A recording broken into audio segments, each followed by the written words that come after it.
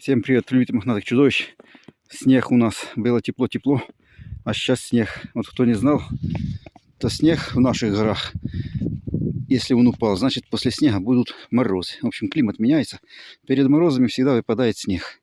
Раз снег выпал, ждем похолоданий. И вот задавали правильный вопрос. Что делать с пчелами, если были оттепели, а потом резко холода? Как подготовить пчел к этому делу, то есть к морозам? Вот сейчас будем немножко улей разбирать, смотреть, что там с семьей, и заодно буду рассказывать. На самом деле пчелы прошли миллионы лет эволюции, поэтому они и сами знают, что с этим делом делать. Потому что за миллион лет у них такая ситуация точно была, и как-то они из нее выпетляли, и все было хорошо. Ну, в прошлом видео я рассказывал, из-за чего пчелы погибают зимой. На самом деле факторов немного. Самое основное — это недостаток корма, могут замерзнуть и всякого рода паразиты. Вот, поэтому я вот, например, улья осматриваю за зиму несколько раз. Первый раз я их осматриваю перед Рождеством. Вот закрыл я их осенью, и до Рождества я их не трогаю. Перед Рождеством открыл, посмотрел, потому что у нас там рождественские морозы. Ну, всегда, каждый год рождественские морозы. Перед морозами открыл, проверил, все хорошо. После Рождества трубочкой прослушал, не открывая. Если все хорошо, я их не трогаю. Вот. Ну, кому надо, помогаю, кому не надо, не помогаю. А потом уже в начале февраля проверяю еще раз на наличие кормов. Потому что у нас зимы теплые, могли погнать расплод. И, соответственно, что? И сожрать кормы. Вот открыл я семейку, сейчас я вам буду ее показывать. Вот они, видите, сидят мохнатенькие чудовища. До конца открывать не буду. Не надо. Видно, сидят напротив стеночки, возле стеночки. Не в середине улья, значит, расплода у них нет. Потому что когда расплод начинается, они перемещаются в серединку улья. И если там посмотреть вдоль улочек, там меду, тьмища. Тьмища, то есть мед у них есть, расплоду нет. Вот, опять же повторяюсь, если был расплод, они бы сидели в центре гнезда. Они сидят возле передней стенки. Значит, расплоду нету. И меду у них хватает. Все, эту семеечку можно закрывать. Расплоду нет, мед есть. Все, проконтролировали. Значит, если вы боитесь, как их правильно проконтролировать перед холодами? Вот начнем с утепления. Так как у нас перепады температур, соответственно, будет конденсат. Это неизбежное дело. Раз будет конденсат, то у нас могут подушки помокреть. Вот, а потом придут холода, а пчелы мокрые, и они этот холод, ну как человек, вот, если сыро на улице, то человеку кажется, что такой холод собачий, что просто ужас. А если на улице даже большой мороз, но сухо, ну нету влаги в воздухе, то вроде и мороз чувствуется не такой уже и сильный. Так и пчелы, если они мокрые, то им холодно. Если они сухие, то ничего страшного. Поэтому контролируйте вот утепление. Если сырое, меняете на сухое. Ну, а это, соответственно, сушите. Но если они сухенькие, вот у меня вроде сухенькие, вот, то оставляйте, ничего страшного. Вот с утеплением это первый пункт. Сухое утепление должно быть. Кроме утепления, обязательно, самое главное, ради чего я сюда и лезу, это проверяем наличие кормов. Но я хочу убедиться, что кормов есть, и чтобы мне уже до весны голова не болела, я за них не переживал. Самое главное — наличие кормов. Смотрим, где пчелы сидят. Вот если возле передней стенки, ну, у кого возле задней сели, значит, возле задней. Значит, расплода нет, волноваться не о чем. Если сидят посерединке, значит, вполне возможно погнали расплод, ну, тогда надо немножко поволноваться. Хотя это тоже не критично. Вот. Сейчас уже начало февраля, а с 15 февраля они что делают? Они начинают гнать расплод. То есть в это время их уже можно понемножечку утеплять. Вот. Это если они у вас не были утеплены. Видите, пчелки беспокойные, беспокойные пчелки. И вот в этом улье они сели возле задней стенки. Видите, это у меня задняя стенка. Они сидят возле стенки, опять же, не по центру. Значит, что? Расплоду нету. Смотрим, капли есть. Немножко начали обгаживаться. Вот если есть капли, они немножко вроде как обгаживаются, это значит, у них большое потребление кормов. В таких семьях, которые есть капельки, их надо проверять на наличие кормов. Такие семьи. Чем мы сейчас и займемся. Потому что если пчелы сожрали все корма, то они однозначно могли обгадиться. Вот. Ну, скорее всего, так оно и будет. Им не втерпешь. Активные пчелки и злые на руки бросаются. Значит, у них температура поднялась. Значит, То, что есть расплод, тоже пришли, вот так вот руку на потолочную положили. То есть теплая потолочная. То есть они температуру подняли в улье. Значит, тоже есть расплод. Опять же, проблема с кормами. Так, надо менять перчатки, потому что эти они прокусывают. Сейчас мне дадут трендюлей. Я их вот так вот открыл. Вот, видите, они сидят сверху. Это не очень хорошо. Лучше, когда пчелы сидят внизу. Ну, сейчас уже начало февраля, ничего страшного. Вот. И самое главное, их открыл, и пусть они так постоят, немножко подмерзнут и немножко спрячутся вовнутрь. Иначе они не дадут мне работать. Есть семьи спокойные, есть такие вот беспокойные. Это как повезет с семьей. И потихонечку меня интересует корма. Вот меня интересует корма с этой стороны. Раз они сидят тут, то значит они сделали ложе клуба тут, и тут у них должны быть корма. А если они садились тут, а потом перебежали сюда, то у них тут кормов не будет. И мне надо посмотреть, вот на этой рамке я вижу, вот тут корма есть. То есть хватает кормов. Потихонечку их открываю, чтобы они не разлетались, потому что могут разлететься. А то, что поднялось в воздух, оно уже назад не вернется. И вот так вот смотрю сюда, на камеру показывать не буду, а может быть и покажу. Ладно, покажу, таки быть уже покажу, раз занялся этим делом. Вот видите, немножко подмерзли, стали не такие активные. А то открыл, они бросились на руку, прокусили перчатку и мне палец дали. Негодяйки. Смотрю, сидят возле задней стенки, вроде как неправильно, но с этой стороны у них мед есть. То есть рамки не вскрыты, мед есть. Значит что? Значит, они медом обеспечены. За них переживать, за этих пчел не надо. Вот на этой рамке вот впереди мед есть, здесь есть мед. То есть им меда хватает. Эта семья медом у нас что? Обеспечена. Ну и все хорошо. Как говорится, все прекрасно, чудесная маркиза. Пчелки сухие, не мокрые, полосатые. Если пчелки мокрые, влажность повышенная, они сразу становятся темными. Тут полосатенькие, красивые, влажности в улье лишней нет. Вот таким вот образом влажность проверяете, мокрые пчелы или нет. Если мокрые, значит влажность повышенная, значит вентиляция недостаточная. И все. Убедились, пчелы живы.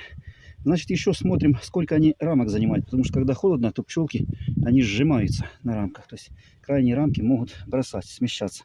На сильные холода они могут улочки бросать. Когда потеплеет, клуб пчел разрыхляется, становится немножко больше места занимать. Тогда они занимают эти улочки. Вот. Тут оно видно. Вот смотрите в улочку, а там есть такие пчелки заклякшие на рамочках. Вот так, чтобы вам показать. Там вон на улочках есть такие пчелки, вроде как сидят, лапками держатся за рамку и вроде как замерзли. Ну вот в частности такая пчелка.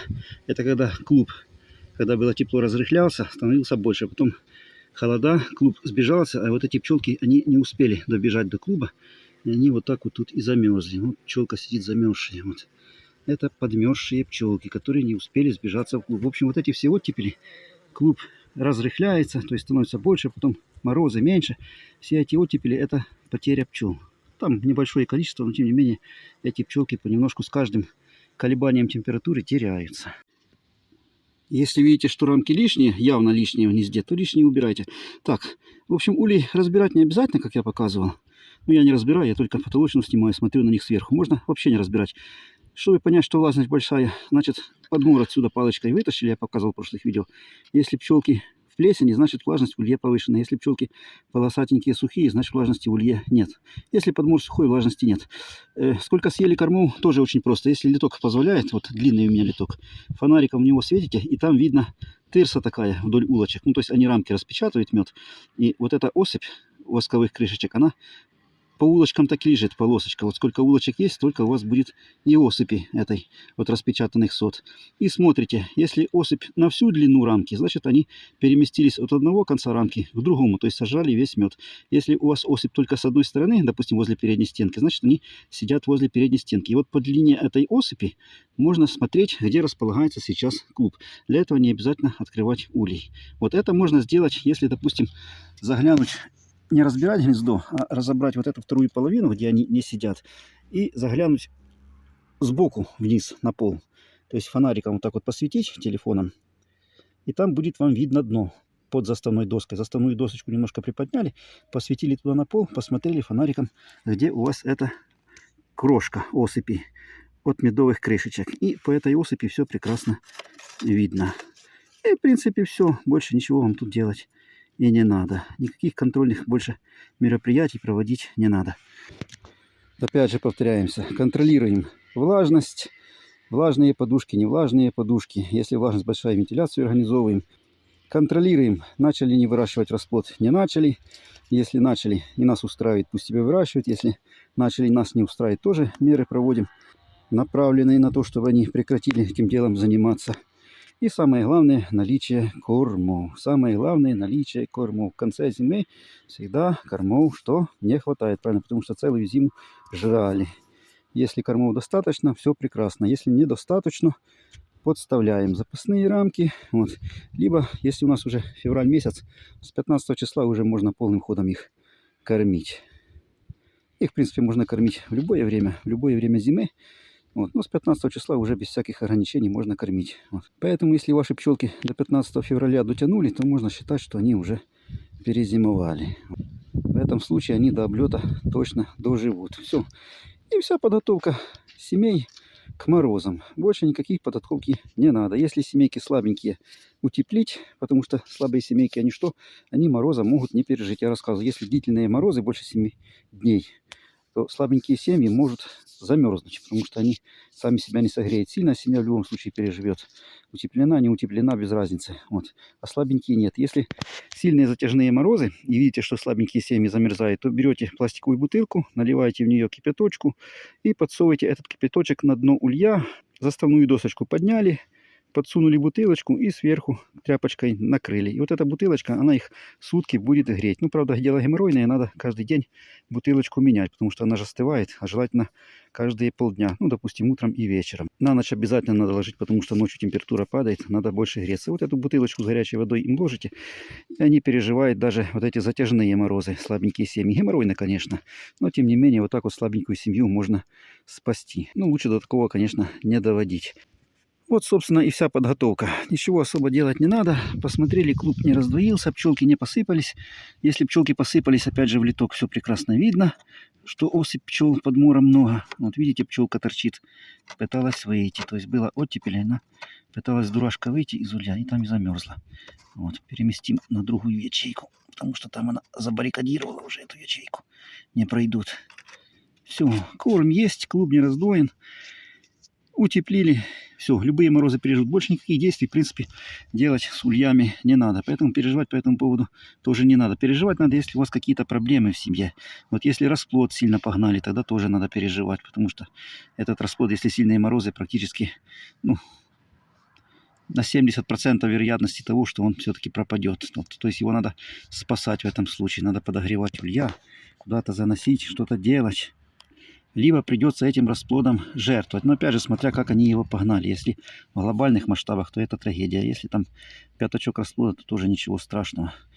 Бывают такие случаи. Но, в принципе, пчелы это все нормально переживают. Никаких проблем с этим нет. Поэтому сильно больших возвратных холодов бояться не надо.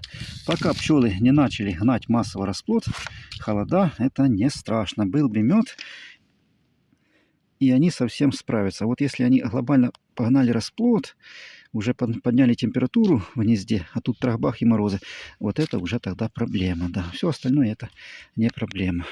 И то какая это проблема, если расплод погнали. Просто вы потеряете расплод, и они сожрут много кормов. Придется вам их докармливать, потому что они же все сожрут. Вот. Ну и жалко, конечно, расплод. Ну и хуже будет весенний старт, потому что они свою первую попытку, одну единственную потратили на выращивание расплода. Весенний старт уже после облета, он уже будет более вяленький. Ну тоже, в принципе, выживет ничего страшного. Поэтому зимовки бояться не надо. Зимовка не такая страшная, как они рассказывают. На самом деле зимовать это несложно. Сделайте все правильно. Они сами все правильно сделают, только не мешайте им.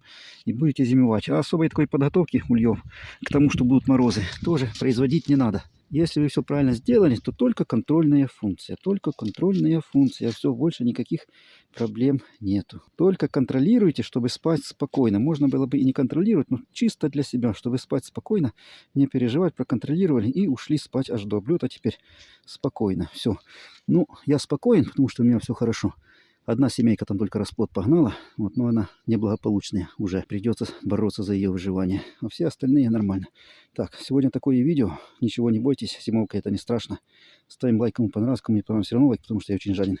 И передаем привет моим мохнатеньким чудовищам.